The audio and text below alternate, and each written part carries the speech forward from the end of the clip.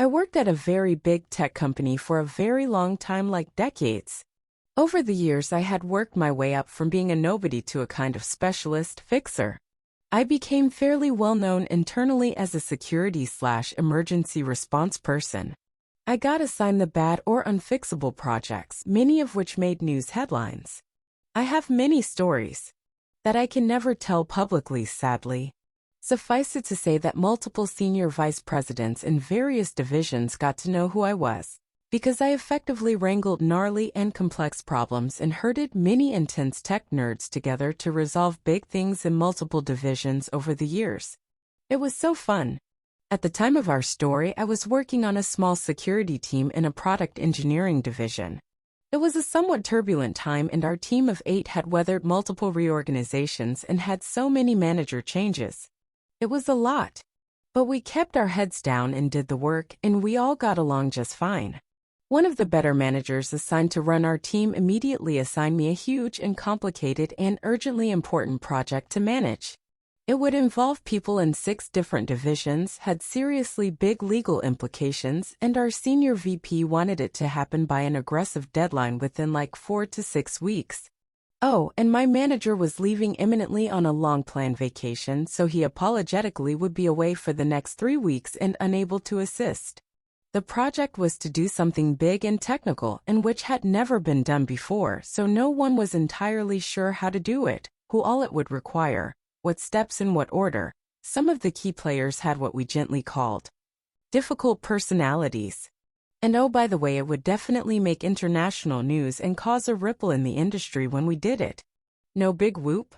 My immediate manager was a decent guy, and he felt bad about leaving me with this thorny mess, and I did it. We got all the people from all the divisions in a room and mapped it all out on a whiteboard. It took days, and hashed out how to do it before the deadline. Actually, well before, for bonus points. And we lined everyone up to get it done. Before we pulled the actual trigger on the very big thing, I had to attend a meeting with the VP and executive leadership, several levels of management above me, and with the legal team to present the plan and to assure all of the execs that we were ready and had it all handled. So I looked the VP in the eye and assured him that I got this, and then I did. The team did the big thing sooner than the deadline. It was flawless. We rocked that. A few months after that epic project, our good manager left us for another role, and someone new moved over from an unrelated division out of nowhere. We'll call him Inept Manager. Inept Manager did not know anything about security. He did not know anything about emergency response.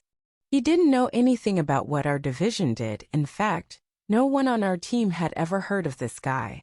He was that worst kind of middle manager, self-important, dismissive of everyone, cares most about appearances and ego, micromanages stuff he doesn't comprehend, and just makes everything worse. But he apparently knows people, and those people get him job assignments because of politics? Loyalty? He certainly didn't have any skills or experience for our team. Ugh, that guy is the worst. One of Inept Manager's many weird quirks was that he didn't think it was appropriate for our team to disagree with or correct each other in front of other people. Things in tech, specifically product development, move pretty quickly, and things change all the time. So if some of our team was meeting with someone from another team and someone said something like, "So we decide to make the sky green, and we're on schedule," and someone else on our team chimed in to say, "Actually, that's changed," we would all decide that the sky is now going to be blue, and we push the deadline back 2 weeks. That just happened in an earlier meeting. Oh, okay, cool. The Inept Manager would interrupt and say, "We clearly need to get on the same page. Let's end this meeting right now and reschedule when my team has all the facts straight." What? That's insane. We'd literally never have any meetings if we waited until everyone knew all of the same information all the time. Other teams would routinely leave meetings with us with inaccurate info, which affected release schedules and resources. It was just a mess. Shortly after Inept Manager became our manager, he started being really hostile to me. Not to everyone on the team. Just me. As far as I knew, I hadn't done or said anything to earn his hostility. Suddenly, after 20+ years at this company, I could do nothing right.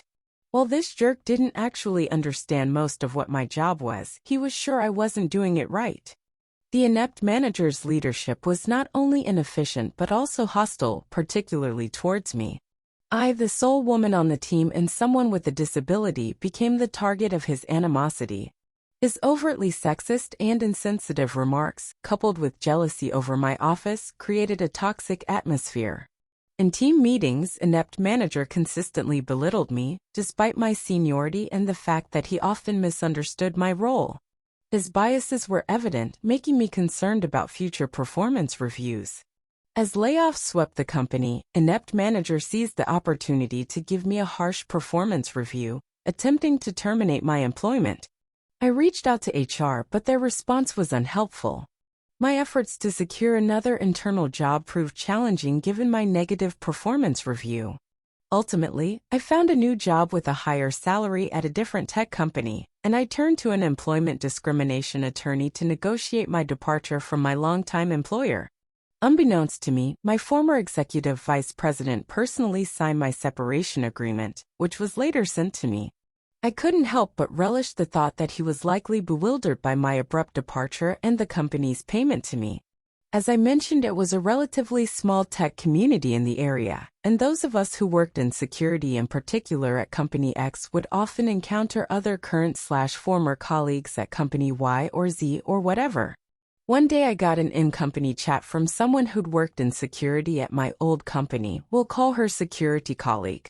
Security colleague asked me if I knew someone named Inept Manager. Why, yes. Yes, I did. Why? Because Inept Manager was appearing on Security Colleague scheduled to interview for an open management position the very next day. Inept Manager was actively looking for a new job at a new company. Hey! Security Colleague asked me what I thought about Inept Manager. I said, I can't really talk about it for legal reasons, which, boom, everyone knows what that means, but if you wanted to ring my personal cell phone later this evening to catch up on old times, please do. She did. And I shared some stories with her about Inept Manager. I also told her where his hot buttons are, the appearance/ego thing, the dominant stuff, etc. And all about his misogyny and ableism, which was perfect since SG was conducting his interview. I wished her luck, and for the love of all that is holy, to please call me after and tell me how it all went. During the interview, Inept Manager, hostility and combative behavior surprised the interviewer, leading to his ultimate blacklisting from the company. He relocated his family to a different region and sought employment at a smaller company within 6 months of my departure. Inept Manager had underestimated my connections and the extent to which my reputation extended. His actions ultimately led to the implosion of his own tech career. Now, dear reader, do you think I went too far? Am I the a-hole for making him not get the job and revenging on him? What would you have done differently? Thank you for listening to me, and I hope to hear your thoughts soon. Please advise me. AITA Reddit stories on revenge and cheating. Have your say.